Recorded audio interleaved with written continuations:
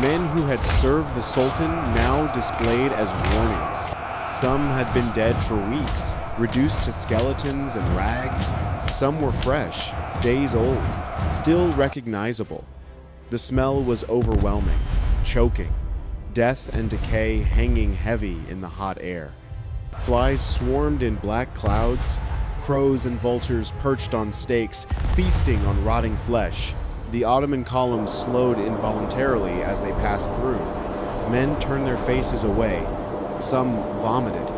Others prayed desperately. The discipline of the march broke as soldiers gawked in horror at what their enemy had done. At the center of the forest, on the highest ground, one stake rose above all others, taller, thicker, and on it, dressed in the remains of Ottoman finery, was a high-ranking official. Some accounts say a pasha, others a bey, who had been captured months earlier, impaled and crowned with a mockery of a turban, left to rot in a place of honor. Mehmed stopped his horse and stared at the nightmare landscape. Even he, who had seen the horrors of siege warfare, who had ordered executions and massacres, who had built pyramids of skulls after victories, even he was visibly shaken. His face remained carefully impassive, but those close to him heard him murmur something. Some accounts claim he said nothing. Others say he muttered that a man who could do this was too dangerous to leave alive. Still, others claim he said that if Vlad had surrendered, Mehmed would have made him a general for such ruthlessness. But the message was absolutely clear to every soldier who passed through that forest. This is what waits for you in Wallachia. This is the kind of man you are fighting. This is what happens to those who serve the Sultan here. Turn back. Mehmed did not turn back, but he also never forgot what he saw. The Ottoman columns reached Tergovishte in mid-June, the capital of Wallachia, Vlad's seat of power. They expected a siege, a final battle. Instead, they found an empty city. Vlad had abandoned it. The population was gone. The fortifications were intact but unmanned. The Ottomans walked into the capital without resistance. It felt like a trap. It felt like another cruel joke, but scouts confirmed no ambush waited. The city was simply empty. Vlad had retreated again, pulled his forces out, refused to be pinned down and destroyed. Mehmed made camp in the valley below the city walls. 60,000 men, diminished now by disease and ambushes, but still overwhelming, spreading out across the fields. Defensive perimeters were established, supply depots set up, guards posted in strength. The Sultan's great pavilion was erected at the center of the camp, surrounded by concentric rings of janissaries. 500 elite soldiers camped in protective circles around their lord. They had marched for 3 weeks through hell. Now they rested. Tomorrow they would hunt Vlad down systematically and end this nightmare. The scouts would find him. The cavalry would run him to ground. This rebellion would be crushed. They thought they were safe. A massive army, well-positioned with sentries and guards and the finest soldiers in the world surrounding the Sultan. They had absolutely no idea what was coming in the darkness. June 17th, dusk. Somewhere in the hills above Tergovishte, in a forest clearing screened from Ottoman scouts, Vlad Dracula gathered his commanders. He had perhaps 10,000 men with him. Maybe fewer. Your life depends Sources conflict on exact numbers, but everyone agrees it was a fraction of Mehmed's force, outnumbered 6-1, possibly worse, exhausted from weeks of raids and forced marches, running low on supplies. In daylight on an open field, his army would be slaughtered. The Ottomans would simply roll over them like a wave. But Vlad was not planning a conventional battle. He was planning an assassination. The boyar captains stood around him in the fading light. Hard men, survivors, the remnants of Wallachia's warrior class. They knew this was the end. Mehmed had brought too many soldiers. The scorched earth strategy had slowed the invasion, but not stopped it. The night raids had hurt the Ottomans, but not broken them. Tergovishte was lost. The country was devastated. Sooner or later, Vlad would be cornered and killed, or forced to flee into permanent exile, unless Vlad laid out the plan with brutal clarity. He had scouts who had infiltrated dangerously close to the Ottoman camp, brave men, reckless men who had crept through the darkness for hours and watched the enemy. They had mapped the camp layout. They knew where Mehmed's pavilion stood at the center. They knew the positions of the Janissary guards, the routines of the sentries, the gaps in the perimeter. And they knew that every army, no matter how disciplined, grew complacent after days of marching and inactivity. Men grew tired.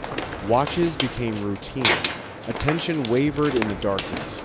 Tonight, Vlad would take his cavalry, 10,000 horsemen, light and fast and mobile, and attack the camp at midnight. Not to fight the Ottoman army in pitched battle. That was impossible suicide. They could never win a conventional engagement, but they could create absolute chaos.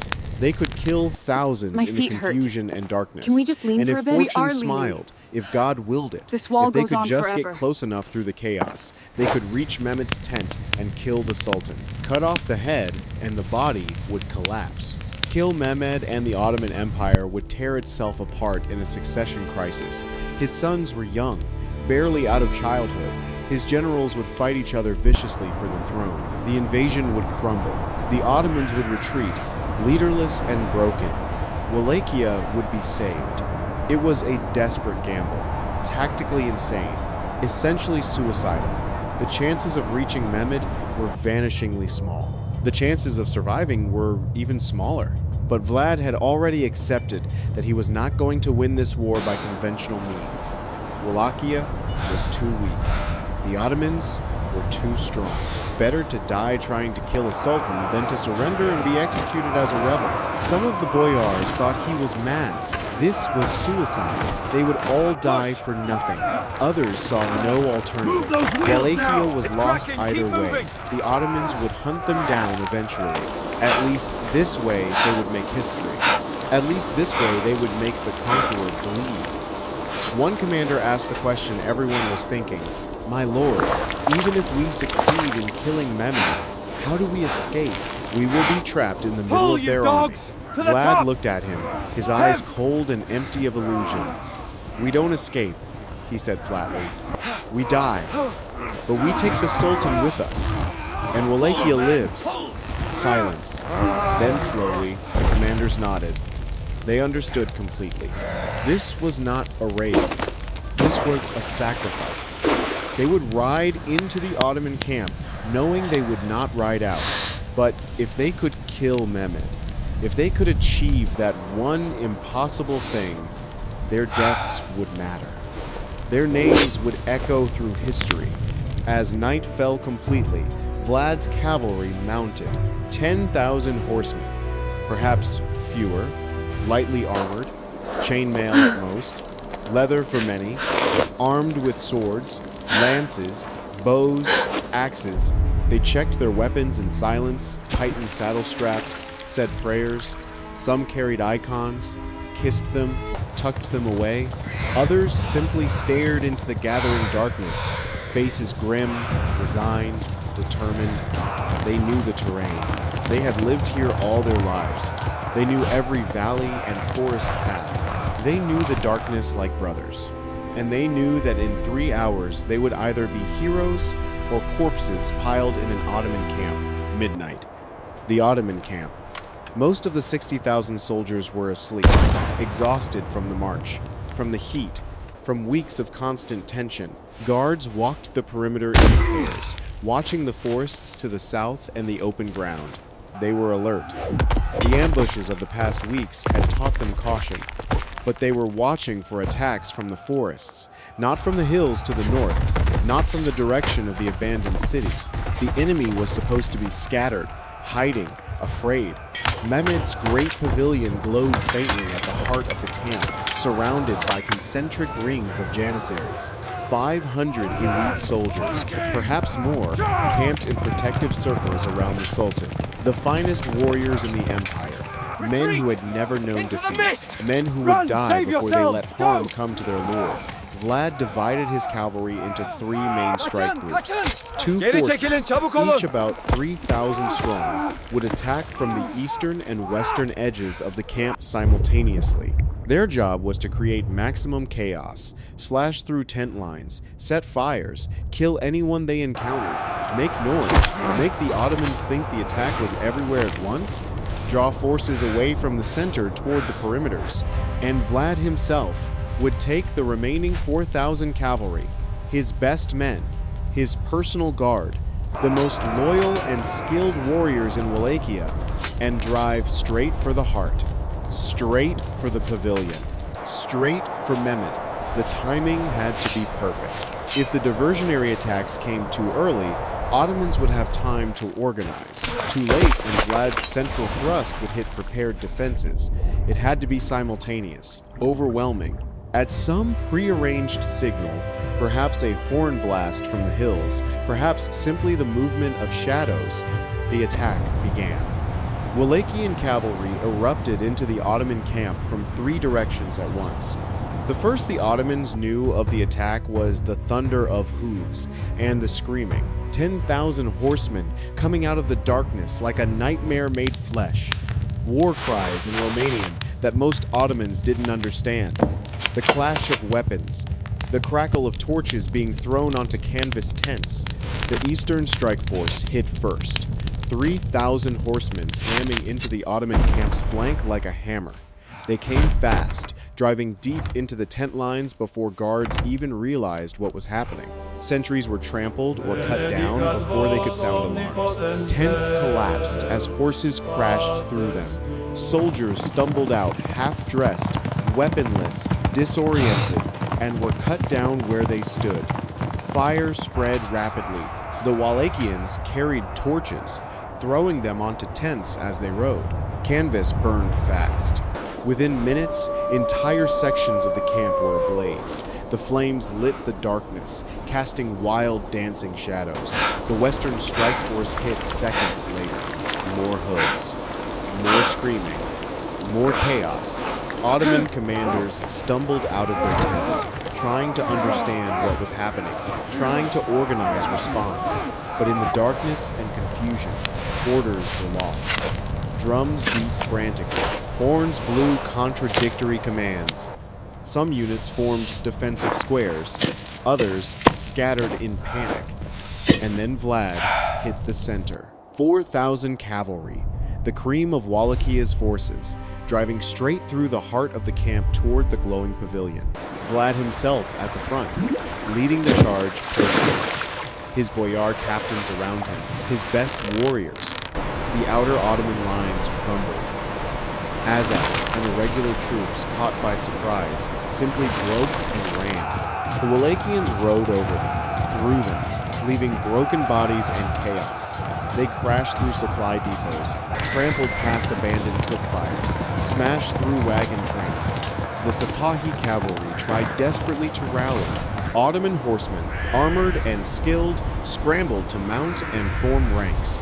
But mounting a horse in darkness while the camp burns around you, while panic spreads like wildfire, while you can't tell where the enemy is coming from, it takes time. Time the Wallachians didn't give them. Vlad's cavalry hit the Sipahi formations before they could properly organize. Lance against lance, sword against sword, horses screaming, men falling. The Sipahi were elite troops, but they were fighting at catastrophic disadvantage. Surprised, unprepared, disorganized. The Wallachians had momentum, surprise, desperation. Vlad fought like a man possessed, cutting down everyone in his path, his sword red to the hilt. He could see the pavilion, 300 yards, then 200, then 100. And then he hit the 500 Janissaries. They had formed shield walls around the pavilion, spears bristling outward. Vlad's cavalry smashed into them like a wave hitting a cliff. Horses impaled themselves on spears. The shield wall held, but Vlad's men kept pressing. The Janissaries gave ground step by step. Vlad was in the thick of it. So close, he could see the silk walls clearly. He cut through the silk wall with his sword, reaching within 50 feet of Mehmed. Then, the trap closed. Ottoman cavalry slammed into Wallachian flanks. The diversionary attacks were contained. Commanders were rallying troops. Someone ordered tents collapsed and set ablaze, creating fire barriers. The route to Mehmed was blocked by flames. Vlad saw thousands of Ottoman soldiers converging. He called retreat. Getting out was as hard as getting in. Estimated 5,000 Ottoman casualties versus 2,000 Wallachian killed, 1,000 captured. Mehmed survived. The invasion paused but continued. By autumn, Vlad's support collapsed. He fled to Hungarian exile. But for one night, the dragon struck at the heart of empire and came within 50 feet of killing the conqueror. Subscribe to Great History for more battles where desperate courage nearly changed history.